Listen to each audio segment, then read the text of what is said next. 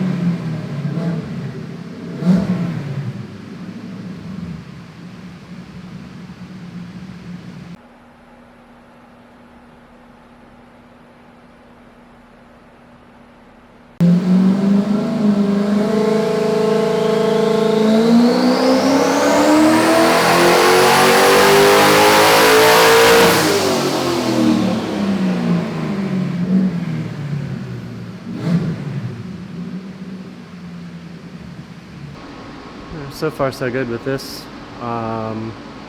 Just doing some tuning on the gate.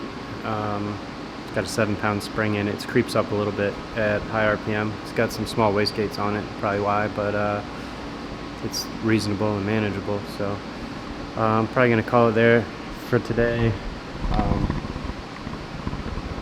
It's getting pretty late. I'm tired, and I need to remote in and tune a car that's not here. But these numbers, the blue is kind of the base where everything started from, and then the red is after some tweaking, fuel and ignition and all that good stuff. So pretty good gain over where we started. Tomorrow I'll hook the CO2 up and turn up a little bit. It's raining super gross outside today, but it's Friday. Gonna try and turn the boost up on this thing a little bit and get ready for the next car.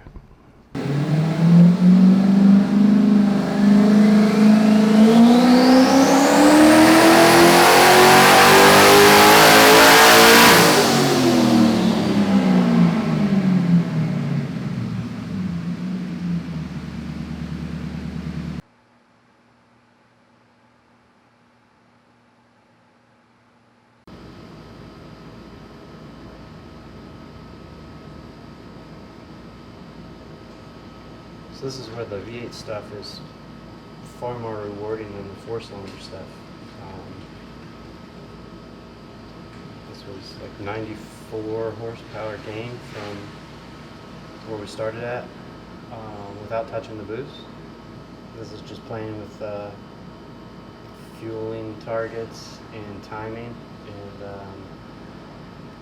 a lot of it's the timing ramp and the shape of the timing curve, but it's just crazy. And the other thing that's kind of wild is how often we see similar gains to this. So you know, especially with a lot of the internet and email stuff, there's just leaving a lot on the table. And I'm such a weirdo that it's so close to 100 horsepower gain but wasn't 100 horsepower that I'm disappointed.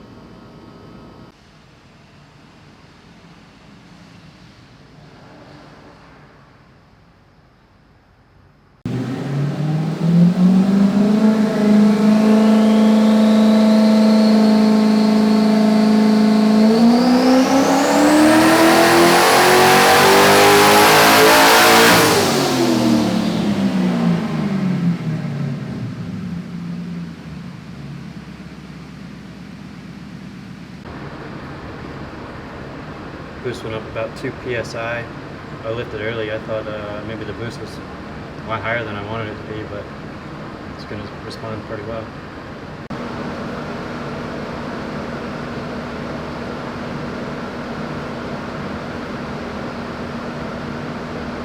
So I had a boost safety enabled, and I forgot to raise it as I started turning the boost up, but sometimes it's cool just to verify that it's working.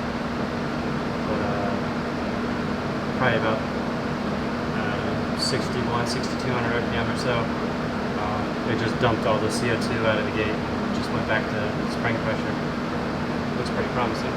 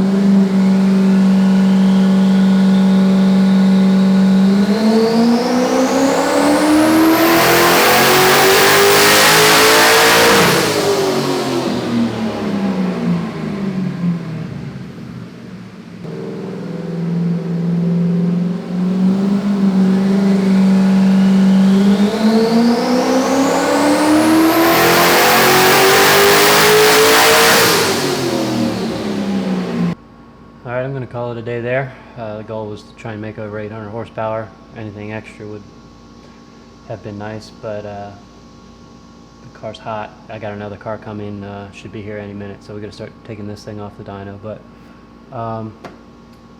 800 horsepower, I'm sure just let it cool off 20-30 minutes. It'd probably pick up another 40-50 horsepower without changing anything. But all in all, there's more power on the table, but probably going to need to run a little bit more boost, maybe up the map sensor, and I think the fuel pumps probably are about at the limit. So as of right now, fuel pressure's still holding pretty well, but I don't know, probably tune up another 2-3 pounds of boost, and that might start becoming an issue. But all in all, it runs good. The graph is about as smooth as it gets. I actually didn't adjust any of the smoothing factors or anything to make that smooth. That's just how it is. So usually when they're smooth, they're running good, so I'm happy.